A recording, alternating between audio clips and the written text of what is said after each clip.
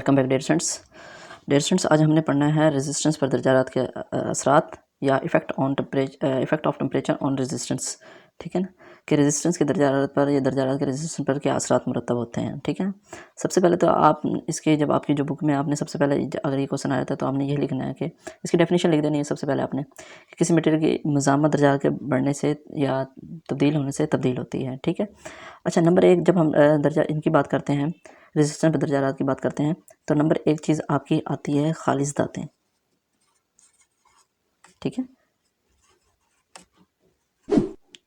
खालिज धातें जिसको हम कहते हैं प्योर मेटल। ठीक है, ठीक है, नंबर एक आती है प्योर मेटल। ठीक है, अच्छा जब प्योर मेटल जो होते हैं आपके, अगर इनका टेम्परेचर बढ़ाया जाए या दर्जात बढ़ाया जाता है, उसके दर्जात के बढ़ाने से क्या होता है, आपकी रेजिस्टेंस भी बढ़ती रहती है।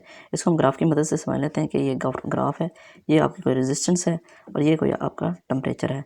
ठीक है, तो इसकी वैल्यू इस तरीके से बढ़ती रहती है, यानी जैसे जैसे टेम्परेचर बढ़ता रहता है वैसे वैसे इसकी क्या होती है, रेजिस्टेंस बढ़ती रहती है। ठीक है रेजिस्टेंस, सिंपल और आसान तरीके से मैं आपको समझाऊँगा। नंबर दो पे आता है आपकी भर्त।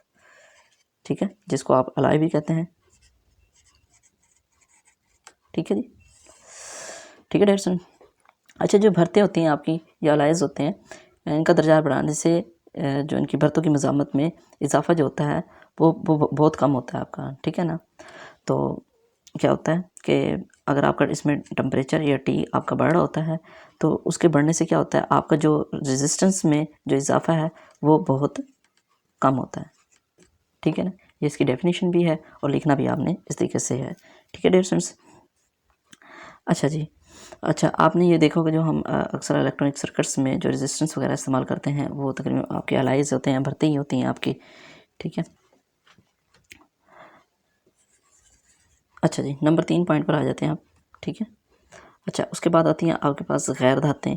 ठीक है, या नॉन मेटल भी जिसको हम कहते हैं। ठीक है, जिनको आप क्या कहते हैं जी, नॉन मेटल।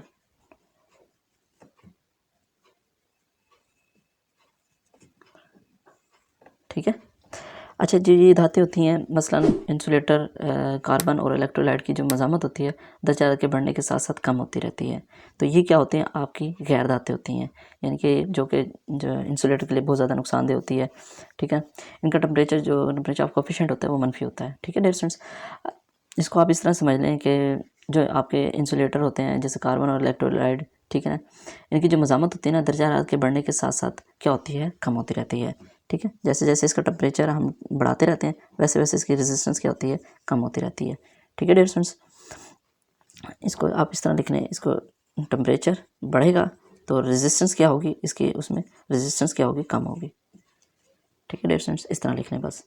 आप टेम्परेचर को बढ़ाते हैं रेजिस्टेंस कम होती है। ठीक है, जैसे ही आपकी रेजिस्टेंस कम होगी टेम्परेचर आपका ज़्यादा हो रहा होगा। ठीक है, एक दूसरे के क्या होते हैं, इन्वर्सली प्रोपोर्शनली होती हैं। अच्छा नंबर 4 पॉइंट पे आपका आ जाता है थर्मिस्टर। इंशाल्लाह जब आप आगे जाएंगे अपनी सीनियर क्लास में आप प्रैक्टिकल करेंगे, उसमें आप थर्मिस्टर का इस्तेमाल होता है। ठीक है, तो उसमें भी आपको इस चीज़ का, थर्मिस्टर में क्या होता है, आपका जो कॉपर और निकल के ऑक्साइड होते हैं वो थर्मिस्टर कहलाते हैं। आपके दर्जा बढ़ने से इनकी जो मज़ामत होती है बहुत तेज़ी से कम होती है। ठीक है, जैसे जैसे इसमें हम टेम्परेचर को बढ़ाते रहते हैं, ठीक है, और इनकी जो रेजिस्टेंस या आर होती है वो क्या होती है, कम होती है। और कैसे कम होती है, बहुत तेज़ी से कम होती है, बहुत तेज़ी से कम होती है। ठीक है डियर स्टूडेंट्स, ये याद रखिएगा थर्मिस्टर में। ठीक है, हमने 4 चीज़ें पढ़ी हैं। खालिज धातें, इसमें क्या होता है, टेम्परेचर बढ़ने से आपकी रेजिस्टेंस भी बढ़ती है। बर्तों में क्या होता है, आपकी क्या होता है, टेम्परेचर बढ़ने से रेजिस्टेंस बहुत कम बढ़ती है। और जो गैर धातें या नॉन मेटल होते हैं उनमें क्या होता है, आपके टेम्परेचर बढ़ने से रेजिस्टेंस बहुत कम आपकी क्या होती है, डिक्रीज़ होती है या कम होती है। ठीक है, थर्मिस्टर में क्या होता है, आपका टेम्परेचर के साथ रेजिस्टेंस बहुत तेज़ी से कम होती है। ठीक है डियर स्टूडेंट्स, अपना ख्याल रखिएगा। अल्लाह हाफिज़। उम्मीद है आपके आज के लेक्चर की आपको समझ आई होगी।